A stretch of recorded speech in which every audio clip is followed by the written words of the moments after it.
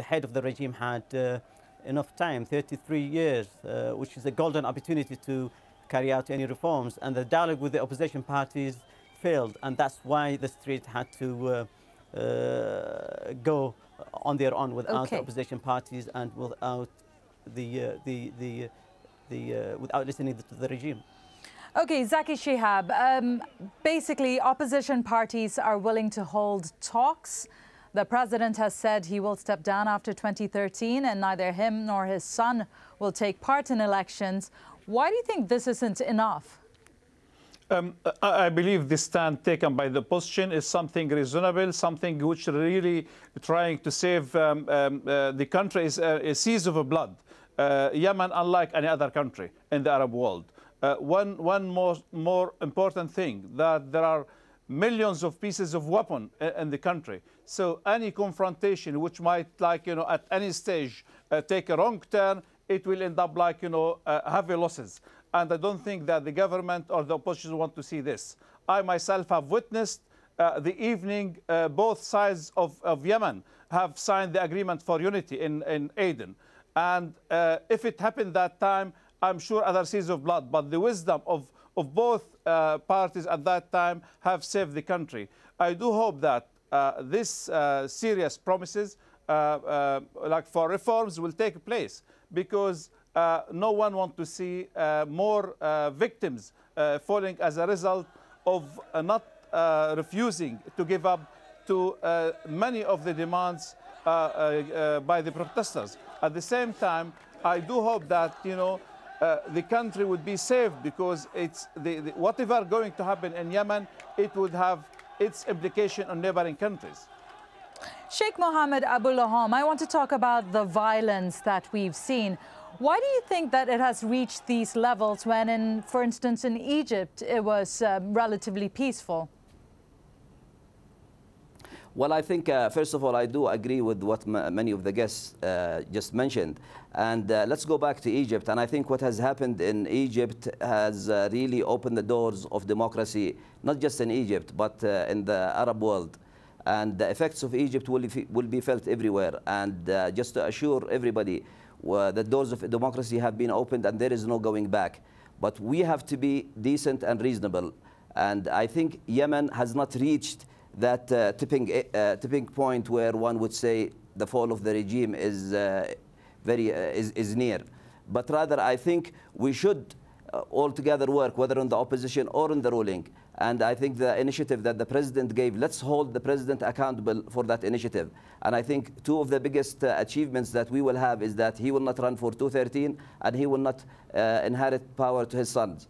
I think this is a starting point that we should all hold together, whether on the opposition and whether on the ruling, and take the period from now on until 2013 as a transitional period for the implementation of these promises. If we see that there is no indication for these promises, then we can always work together and move forward together in order to assure that Yemen will move forward with democracy. And I think it is in the right of everybody to have democracy. And I do agree with the guest who said that 32 years is too long.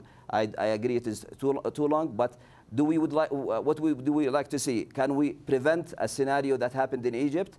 And if ever there is a scenario in Yemen, what worries us all is that it might be a violent scenario. But we could work out a Yemeni scenario. A Yemeni scenario is to work out things from now until 2013.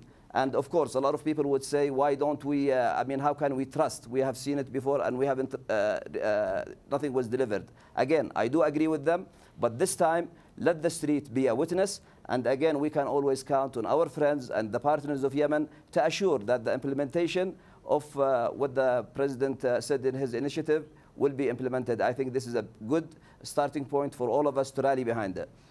Abdul Razak Saleh, my next question is to you. Can a Yemeni scenario be worked out? Is the alternative too risky?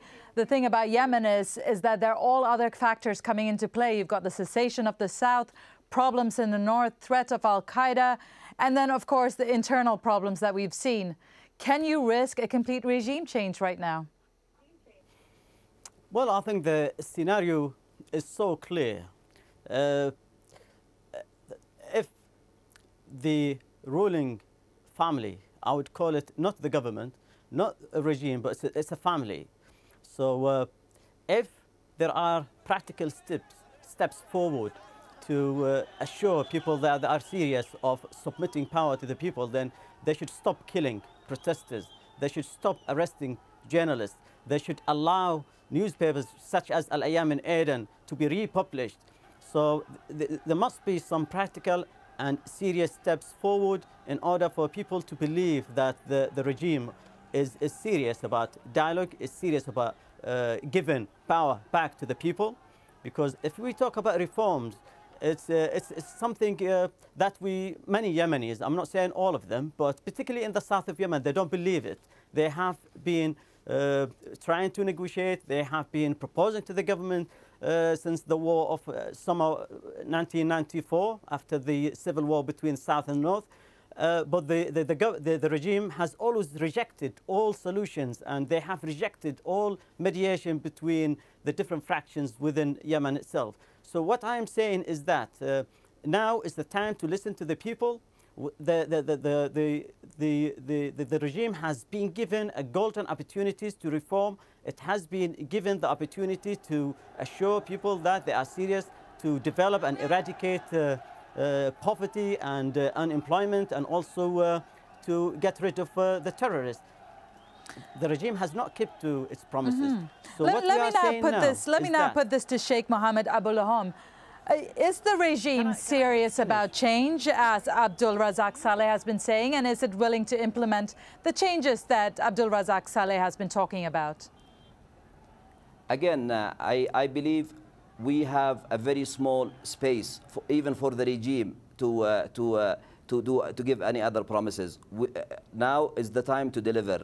And I do agree that the regime has to deliver immediately. And I would hope that the president would take a serious initiative and be ahead of everybody else and take a serious initiative, whether in toppling some corrupted individuals, whether laying out the foundation for from now until 2013. But again, just to go back to one very important point about the violence.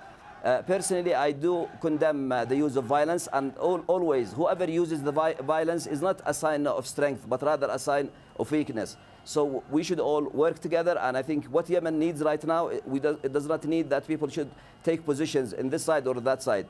All people should, we should all try to work together, get Yemen out of this mess, and move Yemen into the next level. The next level is bringing Yemen into democracy, bringing Yemen into a better future. And let's work for, after all, what we see, the youth that are demonstrating on the streets, these individuals and youth, these are the hopes of the future. So we have to work together. Let's try not to have any more bloodshed and try to implement what we can do for a better future for the youth and for all of us in Yemen. Zaki Shihab, you've heard two sides there. You've heard the protesters' voice to a certain extent, and you've also heard that the government is taking certain initiatives and does not want the violence to continue.